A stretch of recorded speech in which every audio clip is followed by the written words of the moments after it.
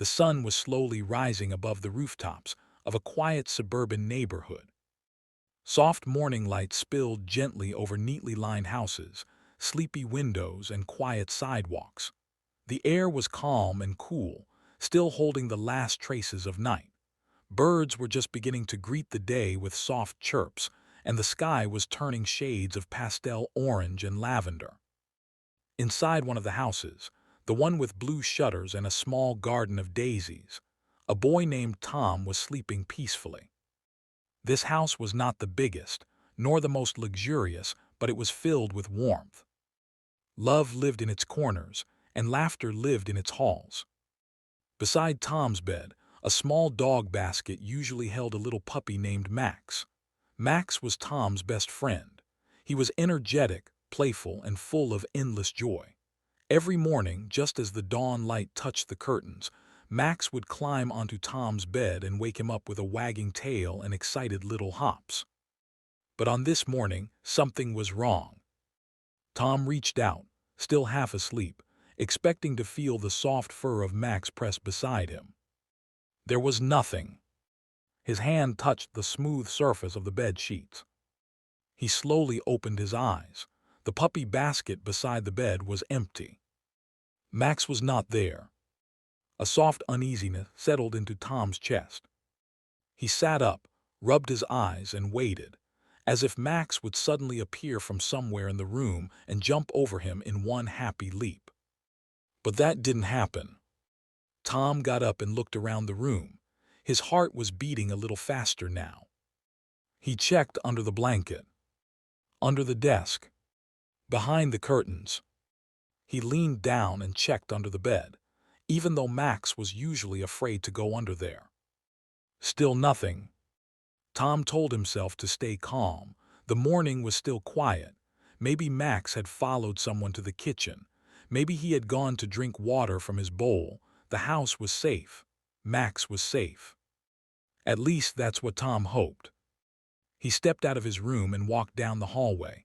The lights were still off. The floor was cool under his feet. Max's bowl was still full of water. His food bowl was untouched. The silence in the house suddenly felt louder. Tom checked the living room left, past the bookshelf. Then the dining room straight, toward the small round table. He even checked behind the sofa, where Max sometimes hid during thunderstorms. But Max wasn't there. Each step he took felt heavier. A feeling of worry began to push its way into Tom's heart. Max was always here. Max was always waiting. Tom walked toward the back door and opened it.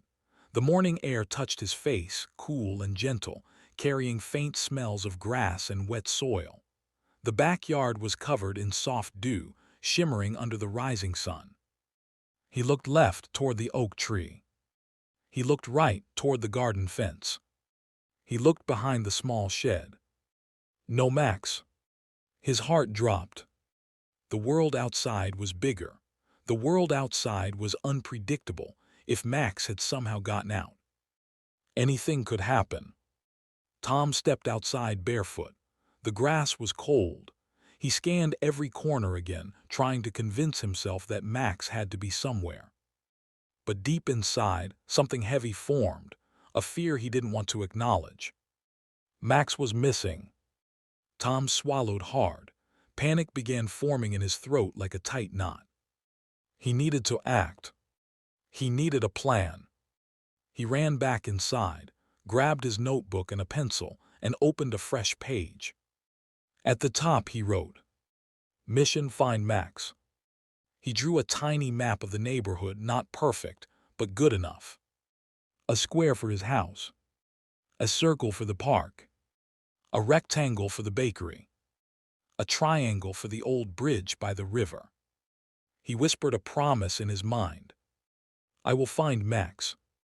Tom tied his shoes with clumsy urgency. He put on his hoodie. He took a deep breath and stepped out onto the sidewalk. His search had begun. The morning was peaceful around him, too peaceful. The rest of the neighborhood was just waking up. Curtains opened. A car engine started far away. Someone watered plants with a slow rhythm. Tom, however, was not aware of any of it. His mind was on one thing. Max. He walked straight down the sidewalk, eyes scanning the ground, the bushes, the space under parked cars, as if Max would suddenly appear from behind somewhere. He whispered to himself, trying to keep hope alive. Tom was determined. He was scared. He was hopeful. He had so many emotions rushing through him at once that he didn't know what to name them. All he knew was that he would not stop. He turned right toward the neighborhood park, Max's favorite place. The park looked peaceful, fresh from the untouched dew. The grass sparkled under the morning light. A swing creaked slightly as the wind nudged it back and forth. Tom walked slowly, scanning every area. He checked behind the slide. He checked under the bench. He walked toward the drinking fountain and looked around the bushes. Max was not here. Tom felt his heartbeat resting heavy in his chest, slowly turning into dread. His notebook trembled slightly in his hand as he wrote. Park checked, Max not found. His pencil pressed deeper than usual. He stood still for a moment, letting the emptiness sink in. He had imagined that the park would be the place he found Max, that Max would be running around the slide or chasing a butterfly. Instead, the park felt silent and distant.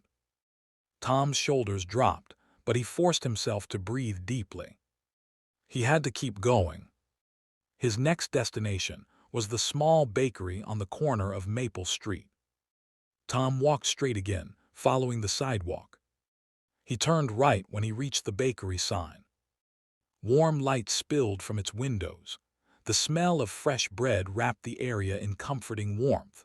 Customers were entering with sleepy morning smiles, unaware of Tom's growing fear. He searched around the bakery. He looked behind delivery crates. He checked the alley beside the wall. He peeked under the outdoor tables. No Max. He wrote again. Bakery checked, no sign of Max. He swallowed down the lump in his throat. Just as he was about to walk away, a bakery worker pointed toward the street bus stop and spoke gently. Tom couldn't hear the exact words through the street noise, but he understood the gesture. Someone might have seen Max heading that way. Hope returned like a small spark. Tom turned toward the bus stop and began walking. It was a long walk, longer than usual. He could feel the weight of fear dragging behind him like a shadow. He was getting tired, emotionally and physically, but he did not stop. The street became busier. Cars passed, bicycles whizzed by, people waited at the bus stop. Tom checked around the bench, behind the trash bin, beside the mailbox. Still no Max. At that moment, Tom felt his heart cracking. What if Max was lost for real? What if he was scared? What if he was hurt? Tom felt helpless. He sat on the edge of the bench and lowered his head into his hands. Tears threatened to surface, but he blinked them away. He was tired. He was scared. He could not give up. He reached into his notebook and slowly wrote, "I will keep going." His hands were shaking, but his resolve was steady. Tom took a deep breath. He stood again. Max needed him, and Tom would find him. He turned the page of his notebook and marked the next place. Right, the old bridge. The bridge stood near a river outside the neighborhood. It was farther than anywhere Tom had gone alone. But he had to go. Tom turned left, following the long road that eventually led to the river. With every step, the neighborhood grew quieter, and the sounds of rushing river water became clearer. The path sloped downward as the bridge came into view. Tom walked toward the railing. The river below shimmered under the sunlight, its surface dancing in rippling patterns. Tom leaned slightly forward and listened to the soft flow of water. And then, a sound, a soft cry, faint, fragile. Tom's heart froze. He knew that sound. He turned his head slowly, his eyes scanning the area beneath the bridge. There, behind a small pile of old wooden planks, something moved. Tom's breath caught in his throat. Max! Cold, trembling, scared. Tom climbed down the grassy slope carefully, sliding once or twice. His hands were shaking. The moment Max saw him, the little puppy whimpered and tried to stand. Tom rushed forward and scooped Max into his arms, holding him against his chest. Max curled into Tom's hoodie, shivering. Relief washed over Tom like sunlight. Warm, overwhelming relief. Tom whispered into his thoughts, "You're safe, I've got you." And Max, exhausted from fear, simply rested against him. Tom held Max close and began the long walk home. For the first time that day, he felt light. He was not scared anymore. He was not alone. He had done what he promised. He had found Max.